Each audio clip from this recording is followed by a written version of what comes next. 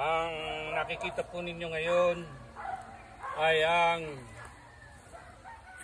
hindi pelikula ni James Bond, Secret Agent 007, License to Kill. Katulad po ni Sean Connery, James Moore, at iba pang gumanap sa pelikulang James Bond.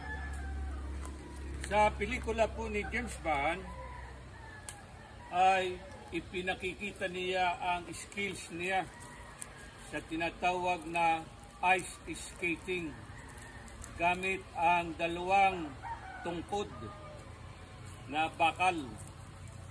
Ipinakikita po niya ang skills niya sa ice skating. Sa ngayon po ay halos mag-iisang buwan na panay ang tigatik ng ulan dito sa Nayon. Ngayon lang po nagpakita ng pagsikat.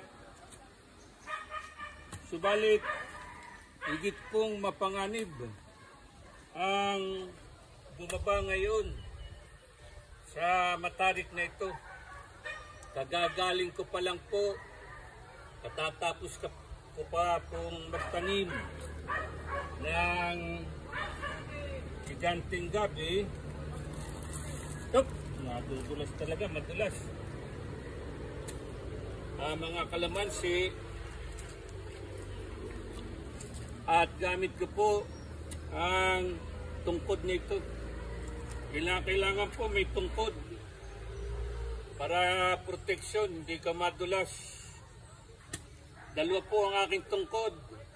Hindi po ito ang tungkod ng matandang Moises.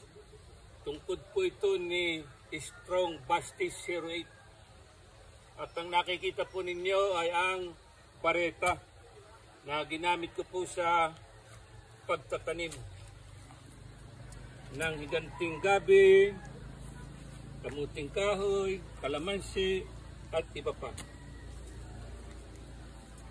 Dito po sa amin sa Nayon ay may kasabihan. May bareta ka sa tiyan at may bareta ka sa likod. Maaring sa tiyan o sa likod.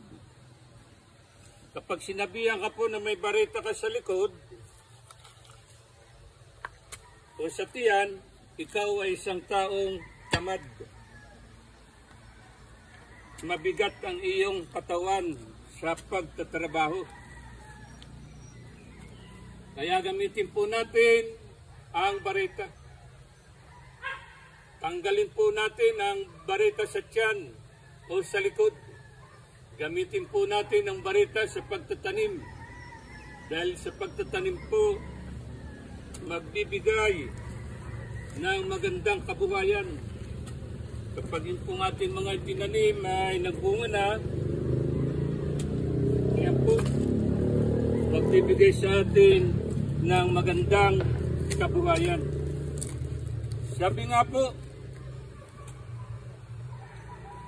kapag ang isang tao na masipag ang kanyang mga palad o kanyang mga kamay ay magbibigay ito ng magandang buhay o kasaganaan.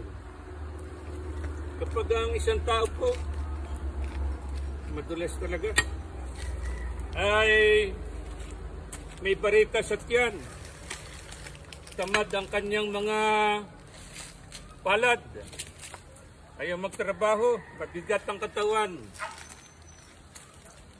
dadala ito sa kanya ng kahirapan. Sabi nga po, ang kamay na masipag ay magbubunton ng yaman.